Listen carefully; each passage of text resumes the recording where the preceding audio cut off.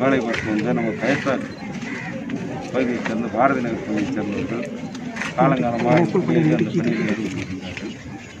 அந்த வகையில் கேரளாவில் தற்போது பெய்து வருகின்ற தென்மேற்கு பருவமழை அதிக மழை பொழிவின் காரணமாக அங்கே மலைப்பகுதியில் நிலச்சரிவு ஏற்பட்டு பெரிய பாதிப்பு.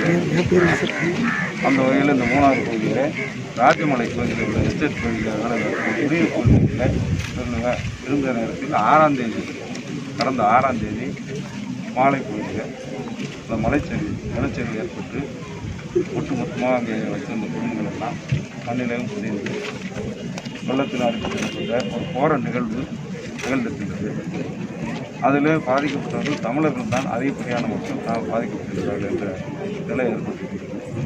அதில் மொத்தமாக பாதிக்கப்பட்டவர்கள் கிட்டத்தட்ட 71 பேர்.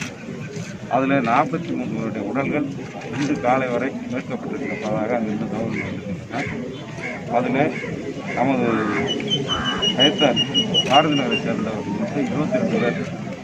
இது கண்டெடுக்கப்பட்ட 43 உடல்களில் 22 பேர் 22 பேர் பாரதி நகர் பகுதியை சேர்ந்தவர்களாக கண்டறியப்பட்டிருக்கின்றது.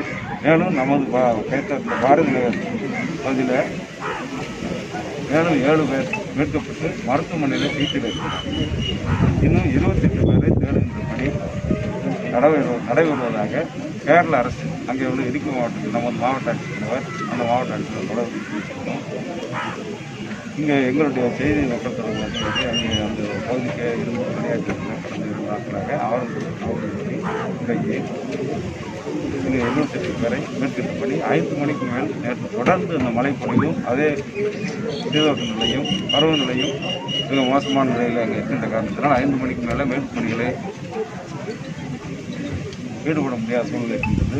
இராணுவத்தில் இருந்த ஹெலிகாப்டர் கூட அந்த பணியில் ஈடுபட முடியாத நிலையில் இருக்கின்றது என்று சொல்லியிருக்கிறார்கள். எனவே இன்றைக்கு காலையில் 10 மணியிலிருந்து அந்த பணியை மீண்டும் துவக்கியிருக்கிறார்கள். அந்த பகுதியில் மட்டுமில்லாமல் பக்கத்தில் ஒரு இந்த ஆற்றிலும் உடல்கள் அடித்துச் செல்லப்பட்டிருந்தால் அதையும் மீட்பதற்கு அதுக்கு தனியாக ஒரு குழுவும் இந்த நிலப்பகுதியில் தேடுதல் குழுவும் ஓப்பன் ஆகியிருக்கின்ற அனைத்து அம்சங்களோடு நாங்கள் தேடுகின்ற பணியில் அவர்கள் ஈடுபட்டு வருகின்றார்கள் என்ற செய்தி கிடைத்திருக்கிறது. மாண்புமிகு முதலமைச்சர் அவர்கள் நேற்றைய தினம் கேரள மாநில முதலமைச்சரோடு தொலைபேசியில் தொடர்பு கொண்டு தேவையான அனைத்து உதவிகளையும் தமிழக அரசு செய்வதற்கு தயாராக இருக்கிறது. எந்த உதவினாலும் நாங்கள் உடனடியாக அந்த பணியில் எங்களை நாங்கள் ஈடுபடுத்தியிருக்கிறோம். எங்கள் அரசு தயாராக இருக்கின்றது. எனவே விரைவிலே இந்த காணாமல் போன உடல்களை மீட்க வேண்டும். காயமுற்றவர்கள் அந்த இடிபாடுகளை சிக்கி காயமுற்றவர்களுக்கு முறையான நல்ல தரமான சிகிச்சை அளிக்கப்பட வேண்டும் என்ற கோரிக்கையெல்லாம் நமது அரசு வைத்திருக்கிறது. குறிப்பாக மாண்புமிகு முதலமைச்சர்கள் அந்த முதலமைச்சரோடு தொடர்ந்து பேசி வருகிறார்கள்.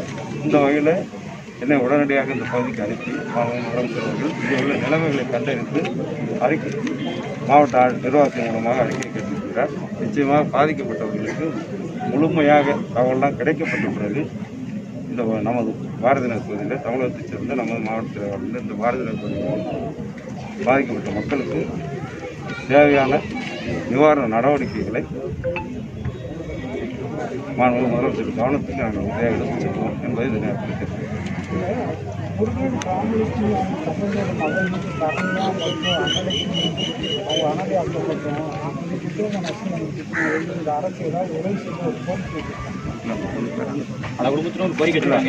கல்வி வேலை வாய்ப்புல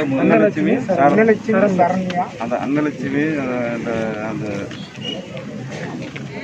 பெற்றோர்கள்லாம் பெற்றோர்கள் 2 பெற்றோர்களும் அந்த நூற்றில் பணியாளர் சமூகத்துக்கு பிறகு அனாதையாக கொடுத்துக்கொண்டிருக்கிறார்கள். அவர்கள் வயதான அவருடைய தாத்தா பாட்டிகளோடு வைத்திருக்கின்றார்கள். அந்த நிலையை அறிந்து அவர்களுடைய நிலையை இன்றைக்கு உடனடியாக அரசு தெரிவித்து அந்த கல்வி தேவைக்கேற்ப வேலை கிடைப்பதற்கான முயற்சி மாண்புமிகு முதலமைச்சர் கவனத்தில் செலுத்துவோம். அவர்கள் ஏற்கனவே அந்த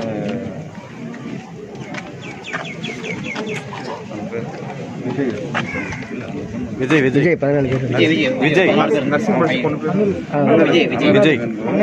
Annalakshmi Saranya nursing diploma nursing Saranya Annalakshmi 12th முடித்து மருத்துவமனையில் பயிற்சி முடித்து வருகிறார்கள். விஜயன் டிப்ளமா பயிற்சி எடுத்து வருகிறார்கள் சொல்லியிருக்கிறார்கள். அந்த விவரங்களை எல்லாம் நாங்கள் சேகரித்து வைக்கின்றோம். இதை முறையாக அரசு அனுப்பி முதலமைச்சர் கவனத்துக்கு சென்று ஆவணம் செய்யப்படுவது. அதே போல் அந்த வினவின் விஜய் 14 பேர் ஒரே குடும்பத்தில். ஒரே குடும்பத்தில் 16 பேர் மட்டும்தான். நெருக்கடியாக இருக்கிற அந்த அவருடைய கோரிக்கையை நிர்வாகத்திற்கு நானும் நேரடியாக முதலமைச்சர் கவனத்தில் எடுத்து நிச்சயமாக பாதிக்கப்பட்டவர்கள் ஒவ்வொரு தரப்பினர் ஒருவரோடு உருவிடாமல் அதுவோ அவருடைய குடும்ப வாரிசுகள் இங்கே இருக்கின்றவர்களுக்கு இடத்தை கண்டறிந்து அவர்கள் குடியிருப்பதற்கு இங்கே நிரந்தரமாக குடியிருப்பதற்கு அரசின் சார்பாக வீடுகள் கட்டித்தருவதற்கும் அவங்க கோரிக்கை வச்சிருக்கிறார்கள். அதையும் மாநில முதலமைச்சர் கவனத்தில் எடுத்து கவனம் செய்யப்படுது. சார் இங்கேருந்து போகிறவங்களுக்கு இ பாஸ் கிடைக்கல சிரமம் இருக்குது அப்படின்னு இல்லை அது இ பாஸ் கிடைக்கல. இல்லை இ பாஸ் ஏற்கனவே இங்கேருந்து சென்று வந்து விட்டார்கள். அங்கே உள்ள சூழ்நிலைக்கு ஏற்ப அந்த கேரள அரசு இன்றைக்கு உள்ள மலைச்சரிவு, ஏன்னா இங்கே நமது மாநிலத்தில் உள்ள நிலைமை வேறு, அங்கே உள்ள நிலை வேறு. இங்கே நமது மாவட்டத்தில் கூட நமது மாநிலத்தில் கூட நீலகிரியில் மலைப்பகுதியார்கள் நிலச்சரிவு அடிக்கிறது. இங்கேருந்து கோயம்புத்தூர்லேருந்து அங்கே செல்வது கூட இப்பொழுது யாருக்கும் அனுமதி கிடையாது. அப்படிப்பட்ட நிலைமையில் இந்த துயரமான சம்பவத்தை மேற்கோள் காட்டி தான் நாங்கள் இ பாஸுக்கு இன்றைக்கி அரசு அங்கே அந்த அரசுடன் பேசி இ பாஸ் பெற்று தந்தோம். போனவர்களும் சென்றவர்களும் சென்று விட்டு வந்திருக்கின்றார்கள். இனி அடுத்த நிலைமை சீரான பிறகு அங்கே உள்ளவர்களை அங்கே கண்டறியப்பட்ட உடல்களுக்கு செய்ய வேண்டிய இறுதி சடங்குகள் மற்றவர்கள் செல்ல வேண்டும் என்று சொல்லியிருக்கிறார்கள். எத்தனை பேர் இங்கிருந்து செல்ல வேண்டுமோ அத்தனை பேருக்கும் அரசின் மூலமாக இ பாஸ் மட்டுமல்ல வாகன வசதி செய்து வந்து அவர்கள் சென்று வருவதற்கு முறையான ஏற்பாடு செய்து தரப்படுகிறது. தேங்க்யூ.